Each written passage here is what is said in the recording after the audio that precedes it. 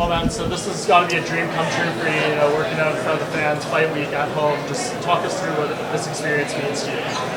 Yeah, man, of course it means everything to me, getting to fight in front of my family and all my friends, but it's just another day, man. It's just another fight, I've been through this a million times, and it means a lot to me, but it's just another day. We can see your teammate to the left there, Tristan Connolly, getting signed. How much of a boost does that give you heading into the fight, having one of your closest friends and teammates on the card? Man, that's just huge. I don't know anybody who works harder than Tristan Connolly, man.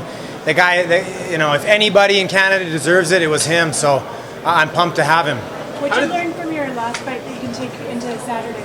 I learned that I can take a punch, and I learned that I have to finish chokes if I want to get those bonus checks. Did you know a lot about Miles Johns before this weekend? I didn't. I actually was in Las Vegas, and I was actually at the Contender show, and I watched him fight live. So I kind of had an idea of how he performed and how he fought, and yeah, I mean, I watched some of his fights after that, but I kind of had a feeling I was going to be fighting him. I don't know why, but I just kind of had a feeling, and here we are. Were you impressed?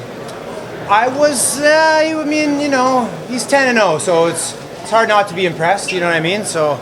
But these guys are the best in the world, so everybody's good, and I'm impressed with everybody. Having a full camp, how much better has the weight cut been? Because you do cut, you're a big guy for bantamweight. Yeah. Last fight was on 3 weeks' notice. This fight I had, 2 or 3 months' notice. So weight cut has been one of the best it's ever been. I'm the lowest I've ever been.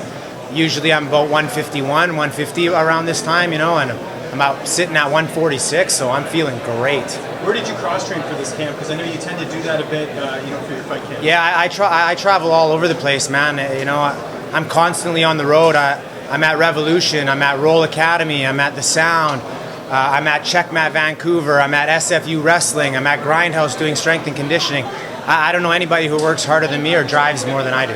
Cole, kind of coming off that question, I know you've trained with a lot of high-level guys, like Viviano Hernandez, one of them. What's the best advice you got leading into this fight from one of your training partners or coaches? Viviano said, "Fuck this guy." That's the best advice I had. And did you work out to the Pokemon theme at the end there? Was that Yeah, man. I love Pokemon.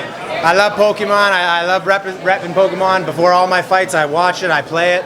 Takes my mind off things, I'm still a kid at heart, so. What does it mean to get an open workout? Because, this is your second UFC fight, and obviously they're seeing the potential that you have, and the fan base, I think half of Squamish is here. Yeah. I mean, it's unbelievable, man. I can't believe I'm in a position like this, I don't know how the hell I got here. I don't know what you guys are all wanting to hear from me for, but here we are, so. How do you see the fight playing out on Saturday? Winner, chicken dinner.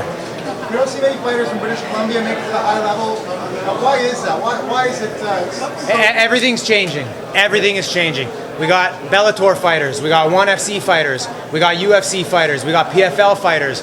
BC has stepped up huge. Before it was the East Coast in Canada. Now it's the West Coast, man. You guys are going to see a huge surge in talent coming out of BC and the west side of Canada. Are there a lot more opportunities coming up for BC fighters? Yeah, there's a lot more promotions. Rise has been stepping up. BFL is one of the main events. There's lots of promotions, so there's lots more opportunities. I feel like the fighters in BC, we don't get easy fights. The guys who want it, they climb the ranks and they have to fight each other.